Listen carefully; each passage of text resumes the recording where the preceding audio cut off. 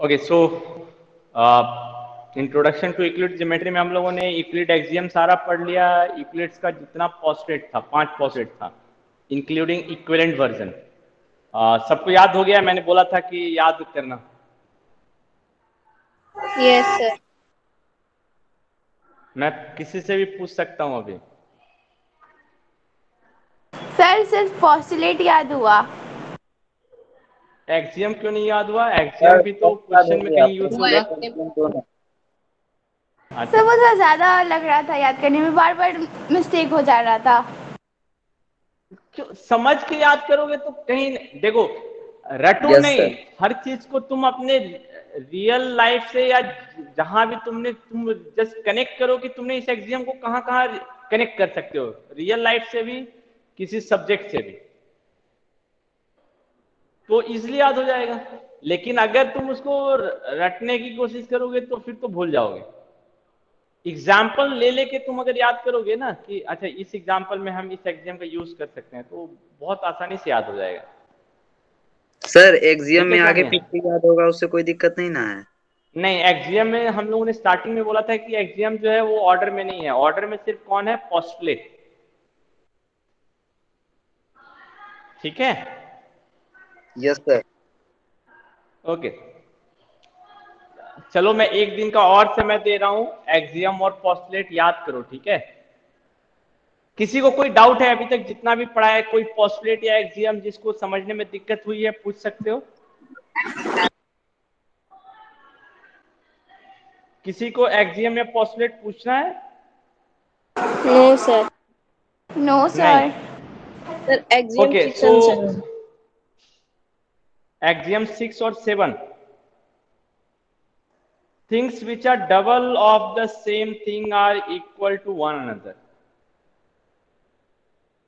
Things which are double of the same thing,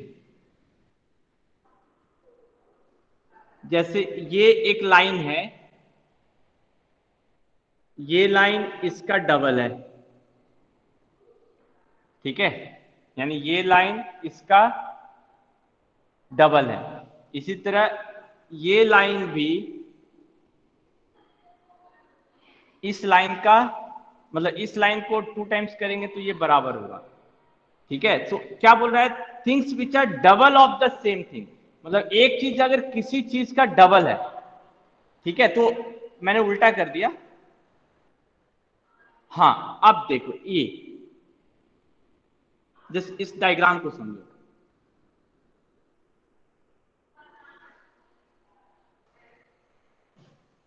ये भी इसका डबल है, ये भी इसका डबल है, तो ये दोनों बराबर होगा या नहीं होगा? होगा सर।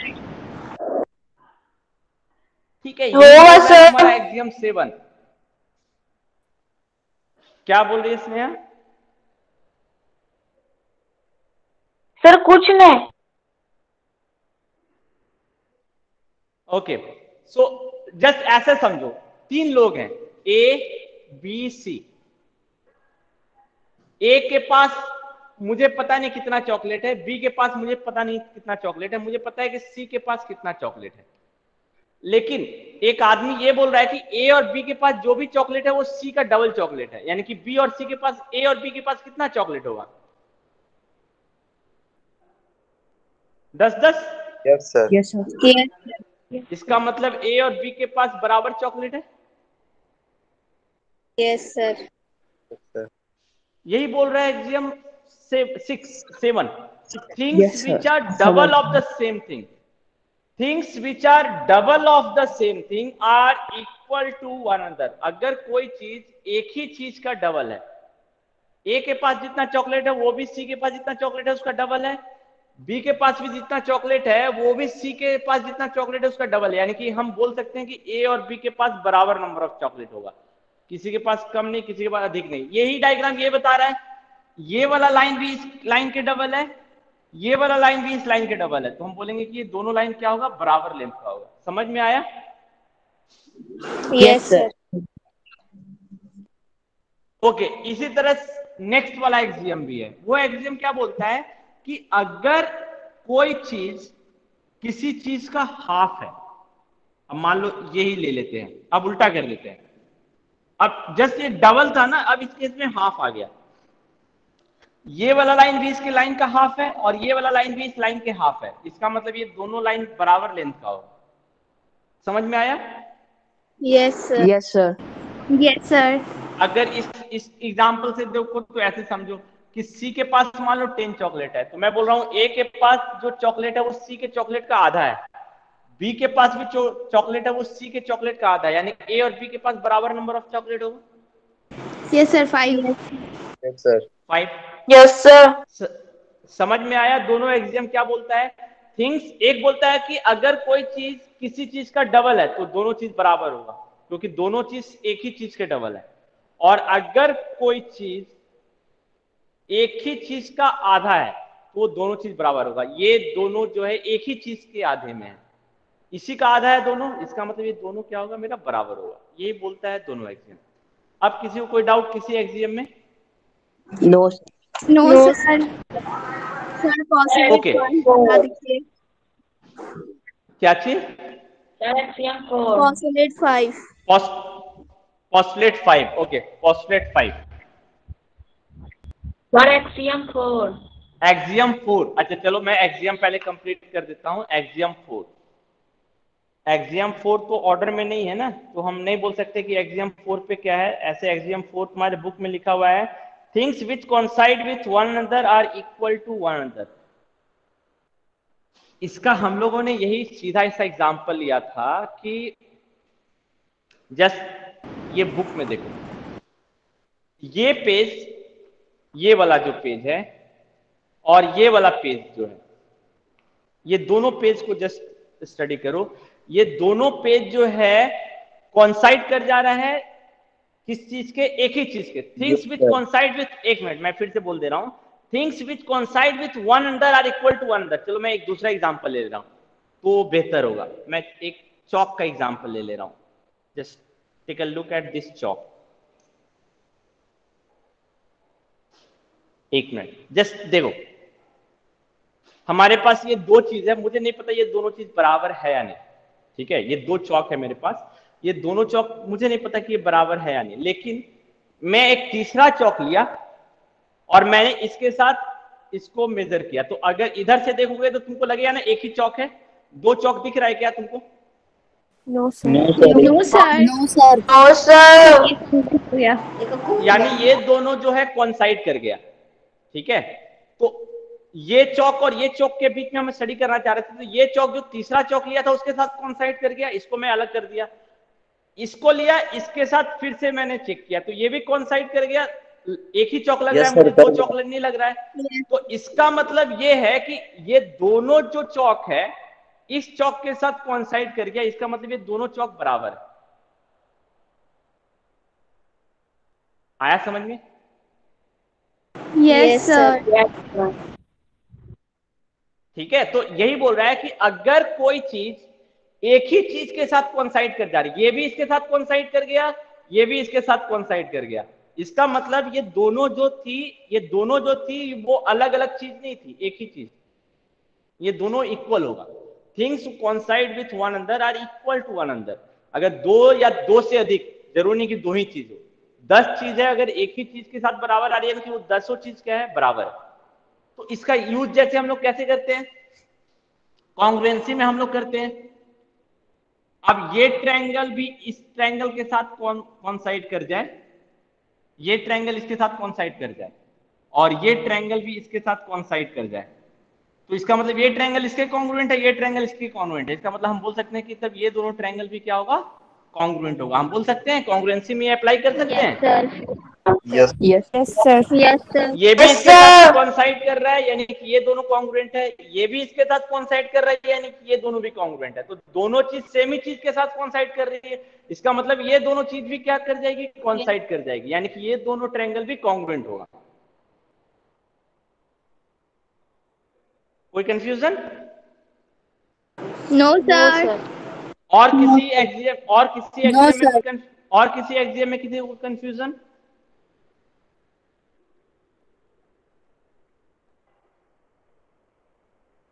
नहीं ना? ओके, अब आते हैं पोस्टुलेट। सो पोस्टुलेट नंबर कौन सा था खुशी?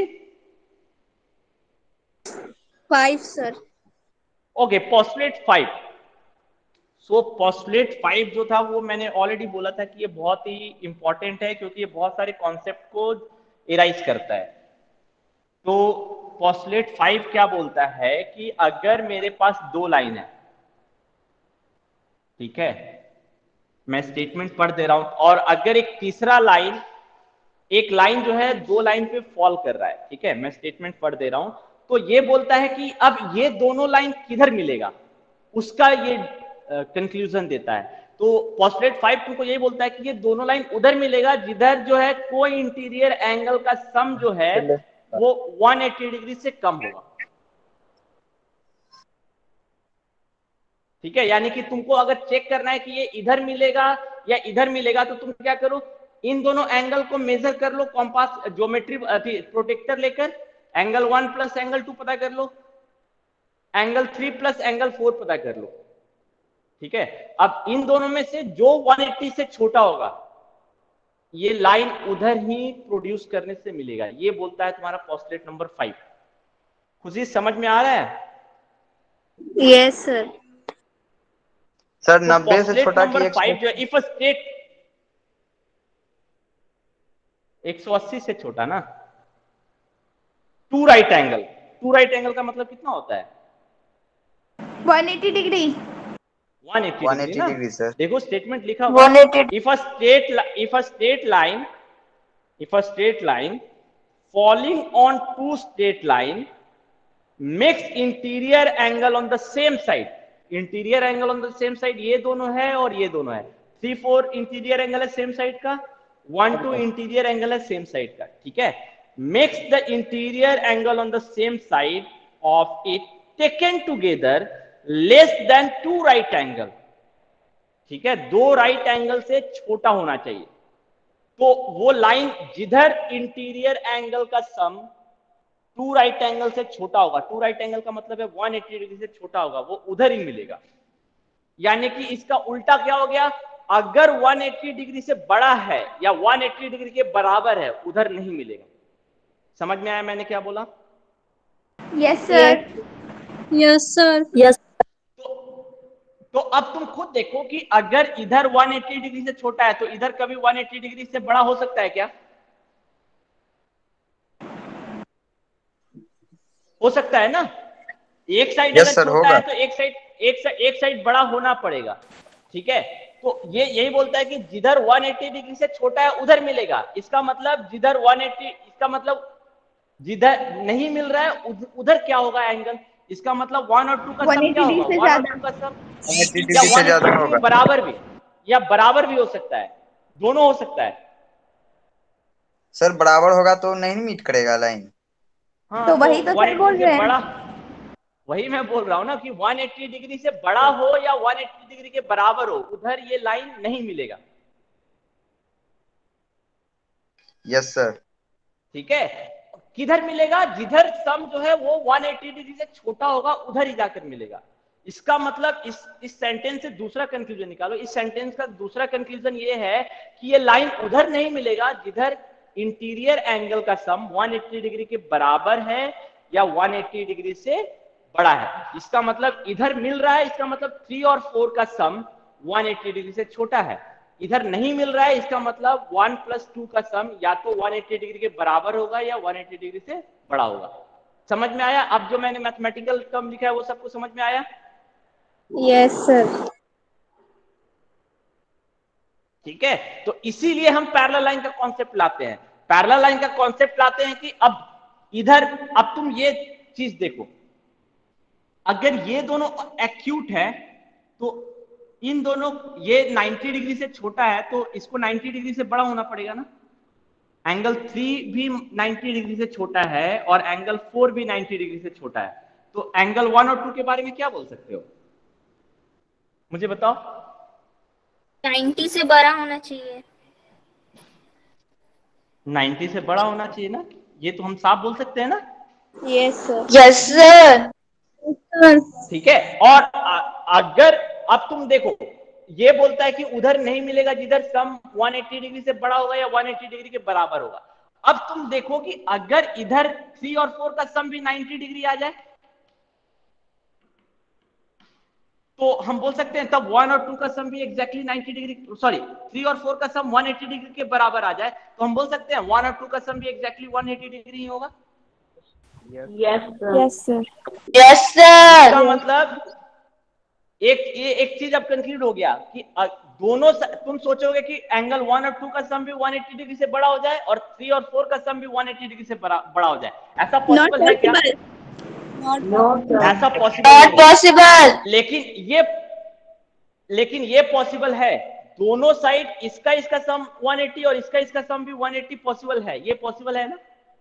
Yes sir. Yes sir. तो इसका मतलब कि अगर दोनों साइड 180 डिग्री के बराबर हो गया तो दोनों साइड नहीं मिलेगा, तो दोनों साइड नहीं मिलेगा तो ये किसका डेफिनेशन है? ये पैरेलल लाइन का। Parallel line. तो जो मैं इसलिए बार बार बोल रहा हूं, जो एक्सियम जो पोस्टुलेट 5 है वो तुम्हारे पैरेलल लाइन के कॉन्सेप्ट को बताता है। ठीक है, पैरेलल लाइन के एग्जिस्टेंस का जो कॉन्सेप्ट है वो पोस्टुलेट 5 से आया है। अब ठीक है, अब किसी पोस्टुलेट में किसी को कोई confusion? No sir. Okay, so अब एक्सरसाइज पर आए हम लोग। Yes sir. Okay, now come to exercise. First exercise theoretical exercise है, कुछ कुछ जगह पे मैथमेटिकल है, तो हम लोग डिस्कस करते जाएंगे एक एक क्वेश्चन।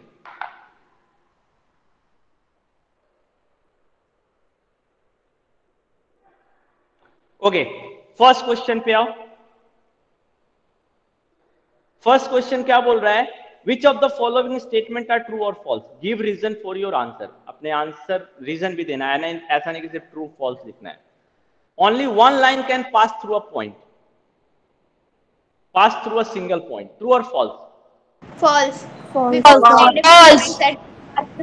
क्या रीजन है?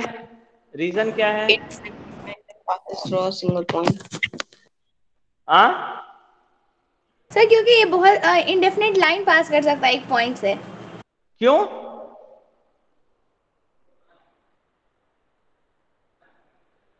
क्यों? Sir postulate axiom postulate first का एक्सियम 5.1। Yes sir. एक्सियम 5.1 क्या बोलता है कि दो पॉइंट से ही एक लाइन पास कर सकता है। एक लाइन पास करेगा। ठीक है, इसका मतलब ये है कि अगर ऐसा हो जाएगा, इसका मतलब जो एक्सियम 5.1 है वो गलत हो जाएगा। इसका मतलब यही हो गया ना कि अगर ये बोल रहा है कि एक सिंगल पॉइंट से एक ही लाइन पास करेगा तो इसका मतलब एक्सियम 5.1 गलत हो गया ना। Yes sir. बट हमको पता है कि जितने भी हमारे पोस्टुलेट हैं और एक्सियम है वो ट्रू हैं, वो कभी गलत नहीं हो सकते हैं। ठीक है, तो इसका मतलब ये जो स्टेटमेंट लिखा हुआ है बुक में ये हमारा गलत है। समझ में आया? Yes sir. ओके, सेकंड पे आओ। There are infinitely number of line which passes through two distinct points. Again, same reason. ये false statement है. Sir. Because of axiom 5.1. 5.1. ठीक है? Yes. Third, a terminated line can be produced indefinitely on both sides. True. कौन सा postulate है ये? Postulate number 2 postulate number 2। Postulate number 2 तुमको यही बोलता है ना कि एक टर्मिनेटेड लाइन को हम दोनों साइड से इनडेफिनेटली जितना चाहे उतना प्रोड्यूस कर सकते हैं। ये पोस्टुलेट नंबर 2 बोलता है। That's why this third statement is true. Now fourth one, if two circle are equal then the radii are equal. Sir true. True है। ट्रू। रीजन क्या दोगे? पोस्टुलेट 3। पोस्टुलेट 3 क्या बोलता है?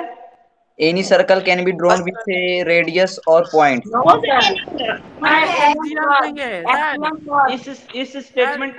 इस स्टेटमेंट का पोस्टुलेट 3 से क्या लेना देना है? कुछ भी नहीं। सर इसमें कुछ भी एक्सियम नहीं लेना देना है लगेगा। तो तुम कैसे? Axiom हाँ 4. Axiom Axiom 4. 4. Things coincide with one another are equal to one another.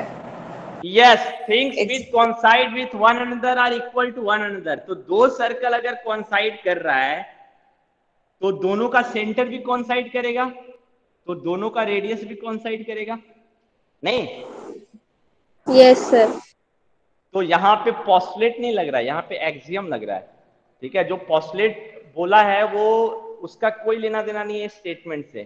ठीक है, वो तो बोलता है कि हम कोई भी सर्कल ड्रॉ कर सकते हैं with any centre and any radius, but वो इक्वालिटी Yes, के sir. बारे में कुछ नहीं बोलता है। इक्वालिटी के बारे में कौन बोल रहा है? अगर दो चीज कोइंसाइड कर रही है तो वो इक्वल होगी एक दूसरे के, है ना? तो यहाँ पे हम एक्सियम का यूज कर सकते हैं। ठीक है, yes sir. Okay. Yes, sir. Next statement पे आते हैं। नेक्स्ट स्टेटमेंट क्या बोल रहा है? In figure 5.9 A B equal to P Q, A B is equal to P Q and P Q is equal to X Y, then A B is equal to X Y. True और false? True. True. You beat axiom से things which are equal to First things axiom. equal to one another. Yes, axiom का हम number नहीं देंगे, ध्यान रखना। Axiom number wise नहीं है, मैंने ऑलरेडी बोला है। एक्सियम का स्टेटमेंट लिखना पड़ेगा। ठीक है, तुम अगर एक्सियम 4 एग्जाम में लिख दोगे तो गलत हो जाएगा, क्योंकि मुझे नहीं पता एक्सियम 4 क्या होता है। लेकिन अगर पोस्टुलेट 1 लिखते हो तो मुझे पता है पोस्टुलेट 1 क्या है। ठीक है, तो तुम क्या लिखोगे? If two things coincide with the same thing or two things are equal to the same thing, then they are equal to one another। One यहाँ पे another. ये एक्सियम यूज हो रहा है, Another. ये एक्सियम यूज होगा ना। A B भी पी क्यू के बराबर है और एक्स वाई भी पी क्यू के बराबर है, तो इसका मतलब ए बी और एक्स वाई क्या होगा? बराबर होगा। तो यहाँ पे हम एक्सियम का स्टेटमेंट लिखेंगे। सबको समझ में आया? Yes, sir. Yes, sir. Okay. Yes, sir. तो एक्सियम का कभी भी नंबर नहीं लिखोगे कि एक्सियम 1 हम यूज कर रहे हैं, एक्सियम 2, क्योंकि एक्सियम ऑर्डर में नहीं है, पोस्टुलेट ऑर्डर में है। ओके, नेक्स्ट क्या बोल रहा है? Now give a definition for each of the following term. Are there other term that need to be defined first? What are they? How might you define them? Okay, ये जो question number 2 है बहुत ही important है। मैंने already इससे पहले भी बोला था कि मैंने क्या बोला था कि जब भी हम कोई डेफिनेशन देते हैं ना, तो उसमें अगर कोई अनडिफाइंड टर्म हम यूज कर रहे हैं तो पहले उसको हमको डिफाइन करना पड़ेगा। ठीक है, हम कभी भी किसी डेफिनेशन में कोई भी टर्म अनडिफाइंड नहीं छोड़ सकते हैं। अनडिफाइंड अगर छोड़ दोगे तो किसी को अगर तुम वो डेफिनेशन बताने जाओगे तो वो डेफिनेशन को नहीं समझेगा ना, क्योंकि उसको उसमें ऑलरेडी बहुत सारे अनडिफाइंड टर्म मिल रहे हैं। तो डेफिनेशन जब भी हम किसी चीज का लिखते हैं तो पहले हम उसमें जो जो टर्म यूज कर रहे हैं वो चेक कर लेते हैं कि वो सारे टर्म मेरे डिफाइंड हैं या नहीं। समझ में आया डेफिनेशन का मतलब क्या होता है? Yes, sir. Yes, sir. ठीक है, अब फॉर एग्जाम्पल अगर मैं लाइन सेगमेंट का डेफिनेशन दे रहा हूं तो हम लोग बोलते हैं line segment are the line which are having end point. अब तुम देखो, अगर मैंने तुमको पॉइंट का डेफिनेशन नहीं बताया होता, लाइन का डेफिनेशन नहीं बताया होता, तो ये लाइन सेगमेंट का डेफिनेशन जो है वो सही नहीं होता। तो हम लोग पहले किसको डिफाइन करते हैं? पहले पॉइंट को डिफाइन करते हैं, लाइन को डिफाइन करते हैं, तब लाइन सेगमेंट का डेफिनेशन देते हैं। पहले लाइन सेगमेंट का डेफिनेशन देते हैं क्या? No, sir. No, sir. नहीं। तो लाइन सेगमेंट का डेफिनेशन अगर हम पहले ही अगर किसी को हम लाइन सेगमेंट का डेफिनेशन देते कि a line segment is a line which is having end point, तो वो पूछ बैठेगा तो ये लाइन क्या होता है, ये पॉइंट क्या होता है। तो इसमें दो अनडिफाइंड टर्म आ गए, एक लाइन और एक पॉइंट। तो पहले हमको पॉइंट और लाइन को डिफाइन करना पड़ेगा। ये समझ में आया सबको? Yes, sir. Yes sir. Yes, sir. Yes, sir. इसीलिए जब भी तुम कोई डेफिनेशन देते हो तो तुमको डेफिनेशन में देखना है कि कोई अनडिफाइंड टर्म तो नहीं है, यानी कि जिसको हमको डिफाइन करने की जरूरत तो नहीं है। अगर है तो पहले हम उसको डिफाइन करेंगे, उसके बाद हम बोलेंगे कि now we will write the definition as follows. ठीक है, तो यही चीज तुम्हारा क्वेश्चन नंबर 2 बोल रहा है। क्वेश्चन नंबर 2 बोल रहा है, अब जैसे पैरेललोग्राम का डेफिनेशन ले लो। पैरेललोग्राम का डेफिनेशन अगर हम डायरेक्टली बोलते हैं quadrilateral in which opposite sides are parallel. तो इसमें क्या क्या undefined term आ गया, कोई बता सकता है? सर क्वाड्रिलेटरल, पैरेलल, क्वाड्रिलेटरल और parallel lines, quadrilateral and parallel lines, ये दोनों अनडिफाइंड टर्म आ गए ना? Yes, sir. Yes, sir. तो हम Yes, डायरेक्ट sir. पैरेललोग्राम का डेफिनेशन नहीं ना पढ़ते हैं, पहले हम लोगों ने पैरेलल लाइन का डेफिनेशन पढ़ा है, फिर क्वाड्रिलेटरल का डेफिनेशन पढ़ा है, उसके बाद हम लोगों ने पैरेललोग्राम को डिफाइन किया है। अगर हम डायरेक्ट किसी को पैरेललोग्राम का डेफिनेशन बोल देंगे कि parallelogram is a quadrilateral in which all pair of opposite sides are parallel, तो वो ऑब्वियसली पूछ बैठेगा कि ये क्वाड्रिलेटरल क्या होता है, ये पैरेलल लाइन क्या होता है। ठीक है, तो ये हमारे यहाँ पे अनडिफाइंड टर्म है, तो हमको पहले इन दोनों को डिफाइन करना होगा, उसके बाद हम डेफिनेशन बोलेंगे what is definition of a parallelogram. So यही तुम्हारा क्वेश्चन नंबर 2 बोल रहा है। सो क्वेश्चन नंबर 2 क्या बोल रहा है? Give a definition for each of the following, नीचे में जो टर्म दिया हुआ उसका तुमको डेफिनेशन देना है। And are there other term that need to be defined first, क्या उसमें कुछ ऐसे टर्म है जिसको हमको पहले डिफाइन करना पड़ेगा?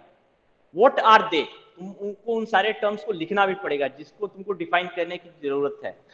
And how might you define them, और तुम उनको कैसे डिफाइन करोगे।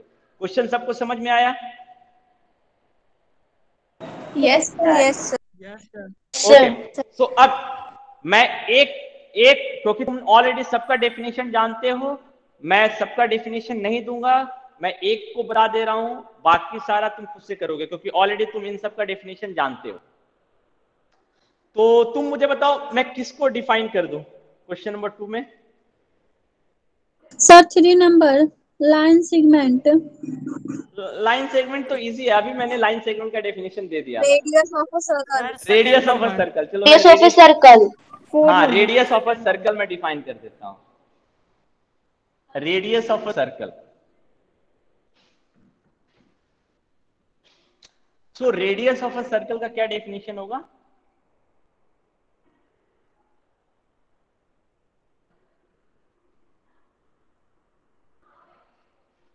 It is a constant distance between fixed point which is called as a center and moving point or circumference of the circle, moving point on the circle। ठीक है, क्या है? Radius जो है एक डिस्टेंस है, it is a distance between a fix point and the moving point of the circle, और ये डिस्टेंस मेरा क्या होता है? कांस्टेंट होता है, कांस्टेंट डिस्टेंस। सो अब इसमें अनडिफाइंड टर्म क्या क्या आया? ये फिक्स पॉइंट क्या है, यानी कि सेंटर क्या है, ये हमको डिफाइन करना पड़ेगा। Yes, sir. ठीक है, और ये मूविंग पॉइंट क्या है, और इस मूविंग पॉइंट में देखो खुद एक अनडिफाइंड टर्म है, ये पॉइंट क्या है। तो सबसे पहले हमको क्या डिफाइन करना पड़ेगा? पॉइंट, है ना? और Yes, पॉइंट sir. के बाद हमको एक Yes, और sir. अनडिफाइंड टर्म है circle. Radius of the circle को डिफाइन करने के लिए हमको सबसे पहले क्या डिफाइन करना पड़ेगा? सर्कल को डिफाइन Circle. करना पड़ेगा। Circle. और सर्कल को अगर हम डिफाइन कर देंगे तो ये मेरा फिक्स पॉइंट भी डिफाइंड हो जाएगा, Yes, sir. ये मेरा Sir. मूविंग पॉइंट भी डिफाइंड हो जाएगा, और ये मेरा पॉइंट भी, यानी कि पॉइंट को डिफाइन करना पड़ेगा, फिक्स पॉइंट को डिफाइन करना पड़ेगा, मूविंग पॉइंट क्या है इसको डिफाइन करना पड़ेगा, और एट लास्ट हमको सर्कल का डेफिनेशन बताना पड़ेगा। तो इतने सारे अनडिफाइंड टर्म है ना हमारे इसमें, समझ में आया? Yes, sir. अब नेक्स्ट क्वेश्चन एराइज होता है, तो हम इसको डिफाइन कैसे करेंगे? पॉइंट का डेफिनेशन सबको जानते हो, हम लोगों ने स्टार्टिंग में डिफाइन कर दिया था पॉइंट क्या होता है। Yes, sir. Yes, sir. कोई बताएगा क्या होता है पॉइंट? जानवी, जानवी क्लास में है?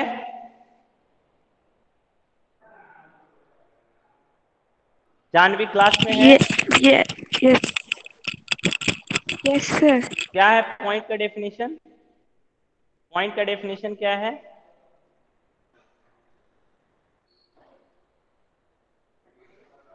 बताओ।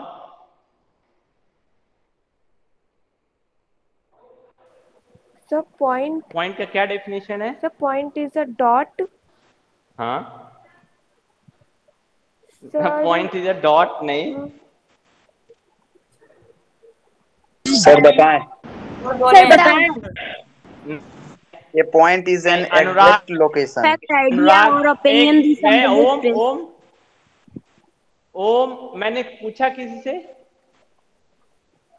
ओम, मैंने तो नहीं पूछा है ना, तो जवाब नहीं दो ना अभी। Anurag, sir point has not angle, point is not length angle. नहीं नहीं आयुषी। अनुराग, क्लास में हो? अनुराग,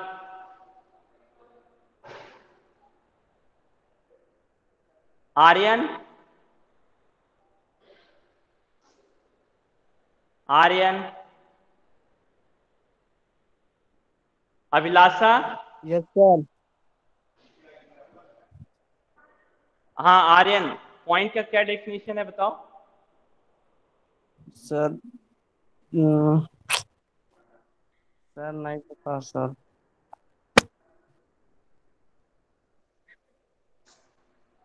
अभिलाषा,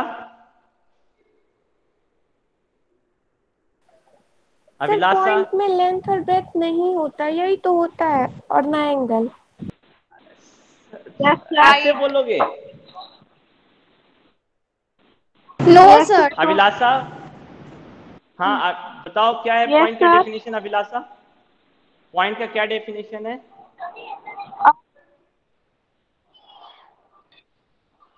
सर एक हाँ बोलो।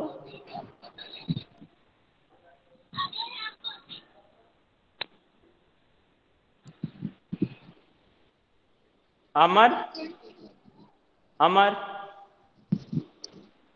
A point is an exact position um or location on a plane surface.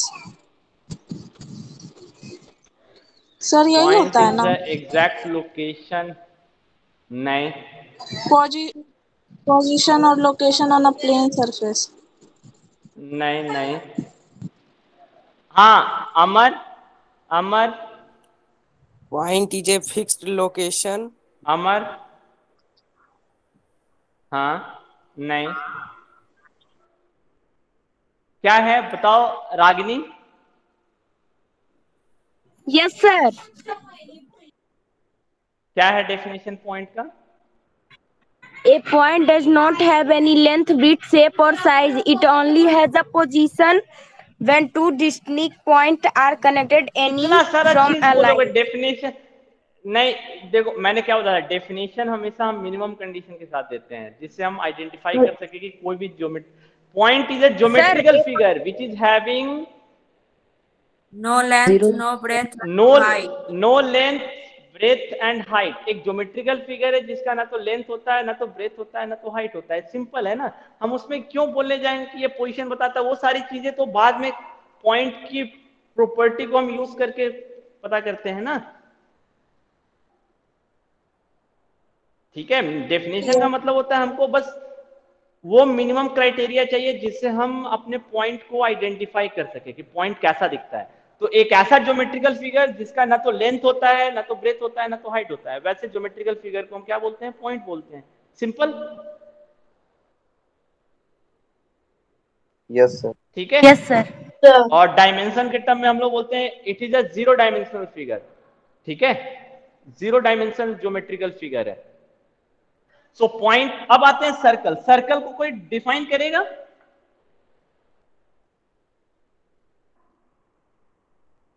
Circle का कोई डेफिनेशन देगा? हाँ ओम बताओ, सर्कल का क्या डेफिनेशन होता है? ओम, ओम, यस सर। आवाज आ रही है? सर्कल का क्या डेफिनेशन है?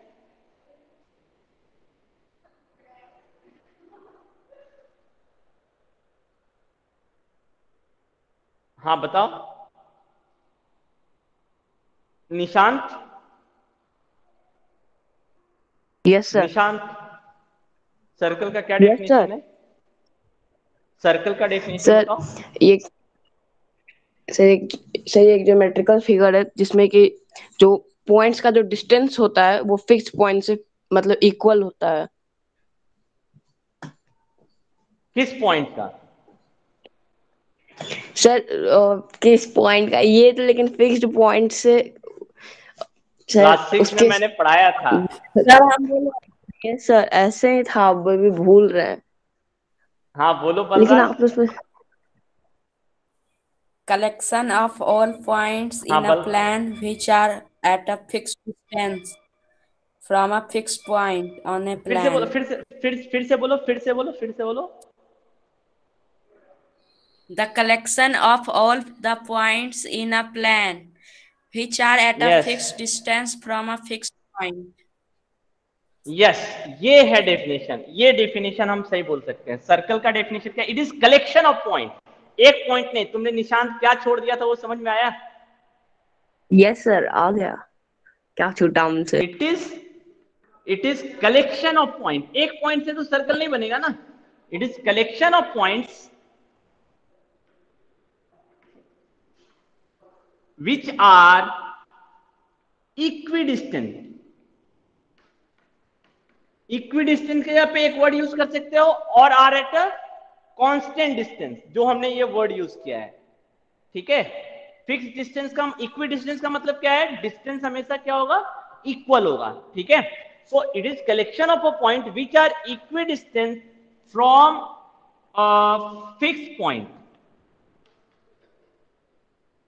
सो अब तुम देखो, now we will say that this fix point is called as centre of the circle and this equidistance, ये कांस्टेंट डिस्टेंस को हम लोग क्या बोलेंगे? Radius of the circle. तो इसमें देखो ऑटोमेटिकली सारी चीजें डिफाइंड हो गई। Yes sir. ठीक है, this fix point is Yes, called sir. As centre of the circle and this equidistant word जो हम यूज कर रहे हैं इसको हम लोग क्या बोलते हैं? Radius of the circle. So radius of the circle define करने के लिए हमको सबसे पहले सर्कल पॉइंट को डिफाइन करना पड़ेगा और सर्कल को। अब सर्कल को जैसे ही डिफाइन करेंगे ना, ये फिक्स पॉइंट मेरा ऑटोमेटिकली डिफाइंड हो जाएगा। ठीक है, और ये कलेक्शन ऑफ पॉइंट ही मेरा किससे बन रहा है? इस मूविंग पॉइंट से बन रहा है। पॉइंट अगर मेरा मूव करेगा तो क्या बनेगा? Collection of point. और ये पॉइंट कैसे मूव कर रहा है? ये इस तरह मूव कर रहा है कि इसका डिस्टेंस, इन सारे पॉइंट का डिस्टेंस एक फिक्स पॉइंट से हमेशा क्या होगा? इक्वल होगा। Constant. हाँ, कांस्टेंट होगा। तो ये जो मूविंग पॉइंट का जो कलेक्शन है यही मेरा क्या बनाएगा? सर्कल बनाएगा। सबको डेफिनेशन समझ में आया सर्कल का? Yes sir. Yes, Yes, sir. yes, sir.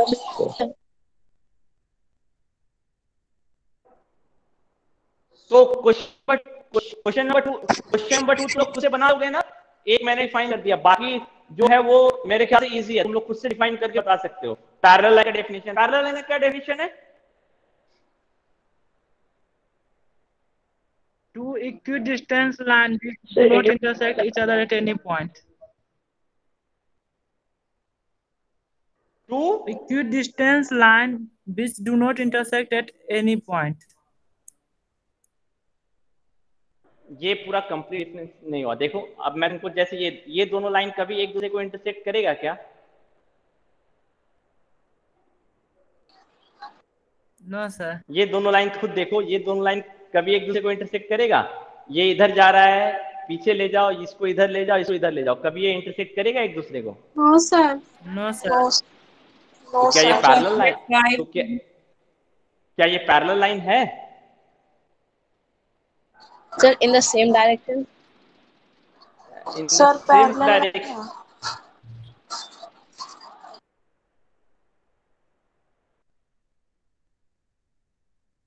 Sir आवाज नहीं आ रहा है। सर आवाज नहीं आ रही है आपकी। Sir, you are not audible.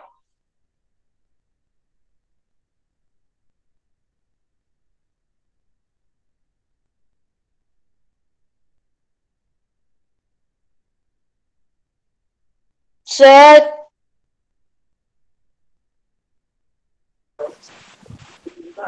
Sir screen भी नहीं सर दिख रहा। स्क्रीन भी नहीं।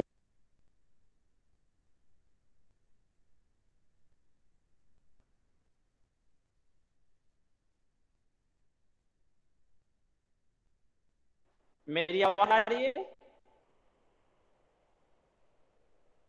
मेरी आवाज आ रही है?